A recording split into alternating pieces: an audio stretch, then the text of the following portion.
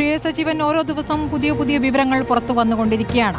ഉണ്ണികൃഷ്ണൻ പോറ്റിയെ ഇപ്പോൾ ദേവസ്വം വിജിലൻസ് ചോദ്യം ചെയ്യുന്നുണ്ട്. അതുകൊണ്ട് കാര്യമില്ല എന്നുള്ള വിലയിരുത്തൽ സർക്കാരിനുമുണ്ട്. ഇപ്പോൾ ക്രൈംബ്രാഞ്ചിലേക്ക് കേസ് മാറ്റുമെന്നുള്ള സൂചനകളുമുണ്ട്. പക്ഷേ CBI വരണമെന്നാണ് പ്രതിപക്ഷം പറയുന്നത്. നാളെ ഇപ്പോൾ സഭ തുടങ്ങിയാണിത് സഭയിൽ തന്നെ പ്രക്ഷുബ്ധമാക്കുന്ന ഒരു വിഷയമായി മാറാനുമിടയുണ്ട്. അങ്ങയുടെ ഒരു സംശയം എന്താണ്? ഇത് ഒറ്റയ്ക്ക് ഒരാൾക്ക് ചെയ്യാൻ പറ്റുന്ന ഒരു തട്ടിപ്പാണോ?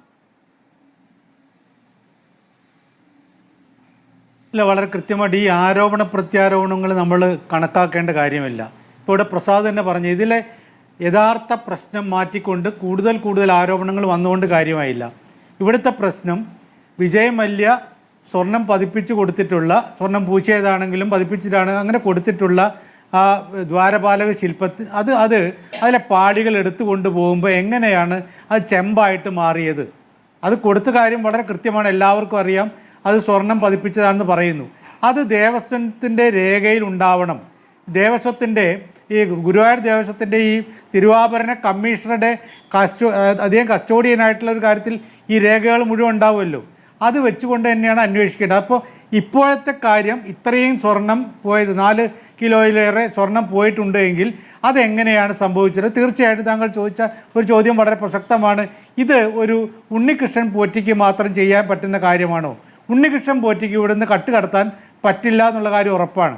അപ്പോൾ ഇവിടെ നിന്ന് കൊണ്ടുപോയ സംഗതി അത് ചെമ്പ് മാത്രമാണ് എങ്കിൽ, അത് ചെമ്പിൻ്റെ പാളി മാത്രമാണ് എങ്കിൽ അതെങ്ങനെയാണ് വന്നിട്ടുള്ളത്? അത് ആ സമയത്തുണ്ടായിരുന്ന രേഖയിൽ ചെമ്പ് പാളികൾ മാത്രമാണെന്ന് വെച്ചിട്ടുണ്ടെങ്കിൽ അതിൽ ആരൊക്കെ പങ്കാളികളായി എന്നുള്ള കാര്യം വളരെ കൃത്യമായിട്ട് അന്വേഷിച്ച് കണ്ടെത്താവുന്നതാണ്.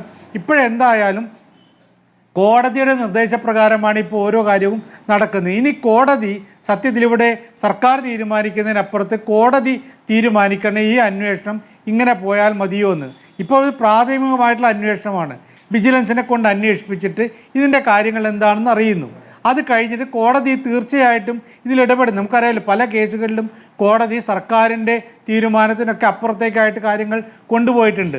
ഇവിടെ ഇപ്പോൾ ആരോപണ പ്രത്യാരോപണങ്ങൾ നടത്തുന്ന ആളുകൾക്ക് എന്തും ആവാം. ഇപ്പം ന്യായീകരണങ്ങൾ നടത്തുന്ന ആളുകൾക്ക് ഞങ്ങൾ അങ്ങനെയായിരുന്നു ഇങ്ങനെയായിരുന്നു ഒക്കെ പറയാം. നമ്മൾ തന്നെ നേരത്തെ ഇതിൽ അന്നത്തെ തിരുവാഭരണ കമ്മീഷണറായിരുന്ന രാധാകൃഷ്ണൻ പറഞ്ഞ കാര്യത്തെക്കുറിച്ച് നമ്മൾ ഈ ചർച്ചയിൽ പറഞ്ഞാണ്. അദ്ദേഹത്തിൻ്റെ ന്യായീകരണങ്ങളല്ല നമുക്ക് കേൾക്കേണ്ടത്. അവിടെ ദേവസ്വത്തിൻ്റെ ഈ രേഖകളിൽ ഇതെന്തായിരുന്നു? അത് തനി ചെമ്പായിരുന്നോ, കൊടുത്തിട്ടുള്ളത് ചെമ്പിൻ്റെ തകിടായിരുന്നോ എന്നുള്ള കാര്യം അറിയണമല്ലോ. അങ്ങനെയാണ് എങ്കിൽ ഇവിടെ അന്ന് സ്വർണം പൂശിയിട്ടുള്ള അതിന് മുൻപുള്ള രേഖകളാണോ അങ്ങ് ചോദിക്കുന്നത്? മുമ്പുള്ള രേഖകൾ അങ്ങനെയല്ലോ. സ്വർണം മങ്ങി അത് പുതുക്കാൻ കൊടുത്തു എന്നാണല്ലോ പറയുന്നത്. പറയുമ്പോൾ അങ്ങനെ പറയുകയും എഴുതി വെച്ചത് ചെമ്പ് പാളി കൊടുക്കുന്നു എന്നുമാണ്. അപ്പോൾ സ്വർണം പൂർണ്ണമായും മാഞ്ഞു പോയോ എന്ന ചോദ്യമല്ലേ അവിടെ നിൽക്കുന്നത്?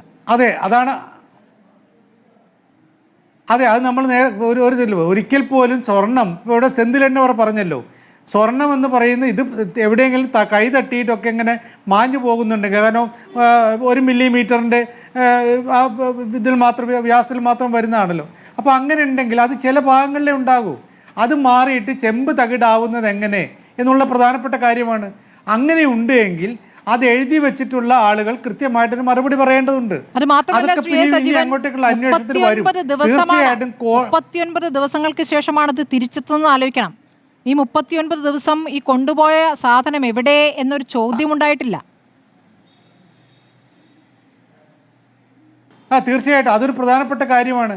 അതായത് ചെന്നൈയിലേക്ക് കൊണ്ടുപോകാൻ, ചെന്നൈയിലാണല്ലോ ഇത് സ്ഥാപനം ഉള്ളത്, അവിടെ നിന്ന് കൊണ്ടുപോകാൻ എങ്ങനെ, കാറിലാണെങ്കിലും ട്രെയിനിലാണ്, ഏത് രീതിയിൽ കൊണ്ടുപോയാലും ഒരു ദിവസം കൊണ്ട് എത്താം. അതെന്തിനാണ് ബാംഗ്ലൂരിലേക്ക് കൊണ്ടുപോയത്? അത് സ്വാഭാവികം. എന്നിട്ട് അവിടെ 39 ദിവസം എന്ത് ചെയ്തു? അപ്പോൾ ഒരു പക്ഷേ സംശയിക്കേണ്ടത് ഇവിടെ നിന്ന് കൊണ്ടുപോയ ഈ സ്വർണം പതിപ്പിച്ച അല്ലെങ്കിൽ പൂശിയ, ഏത് രീതി പറഞ്ഞാലും ആ തകിട് മാറ്റിയിട്ട് വേറെ ഒന്നും ഉണ്ടാക്കിയെടുക്കാനുള്ള സമയമായിരിക്കാം ഇത്, നമുക്കറിയില്ല.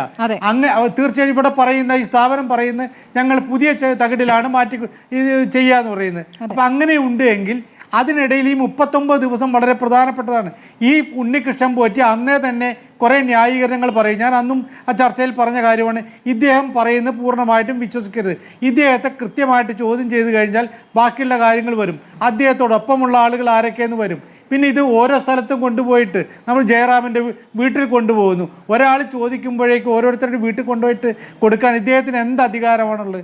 ഇദ്ദേഹം ആകെ ഇതിൻ്റെ ഈ ഒരു സ്പോൺസർ എന്ന, അല്ലെങ്കിൽ ഇതിലൊരു ഇടനിലക്കാരെന്ന നിലയിൽ ഇത് സ്വർണം പൂശിക്കൊണ്ടുവരാം എന്ന് പറഞ്ഞ് കൊണ്ടുപോകുന്ന ഒരാളാണ്. അദ്ദേഹത്തിന് നാട് മുഴുവൻ ശബരിമലയിലെ ഒരു പ്രധാനിയാണ്. അവിടെ പൂജിച്ച് സ്വർണം മാറ്റി പുതുക്കി കൊണ്ടുവരാൻ പോകുന്ന വാതിലിതാ നിങ്ങൾക്ക് കൂടി ഒന്ന് പ്രാർത്ഥിക്കാമെന്ന് പറഞ്ഞ് ഓരോ സ്ഥലത്തായി കൊണ്ടുപോവുകയാണ്. ഇതിപ്പോൾ തമിഴ്നാട്ടിൽ മാത്രമല്ലല്ലോ, ചെന്നൈയിൽ മാത്രമല്ലല്ലോ, ആന്ധ്രയിലടക്കം കൊണ്ടുപോയിട്ടുണ്ട്. പലയിടത്തായി സഞ്ചരിച്ച ശേഷമാണ് ഇത് തിരിച്ചെത്തുന്നത്.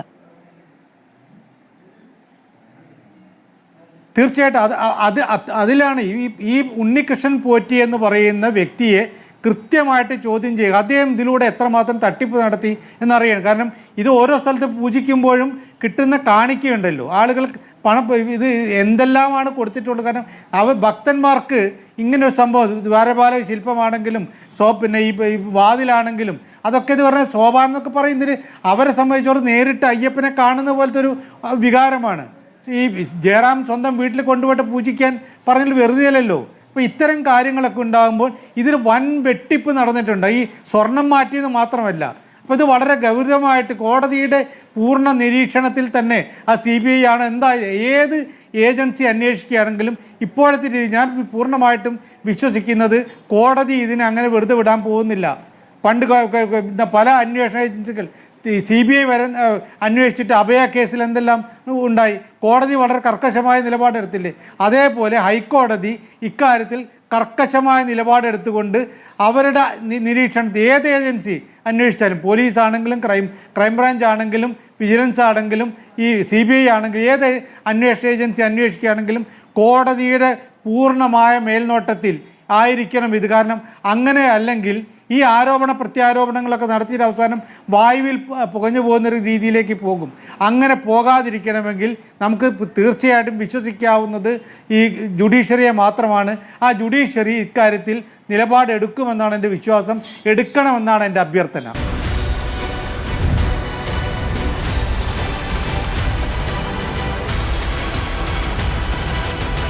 ഡിബേറ്റ് വിത്ത് സ്മൃതി പരുത്തിക്കാട്.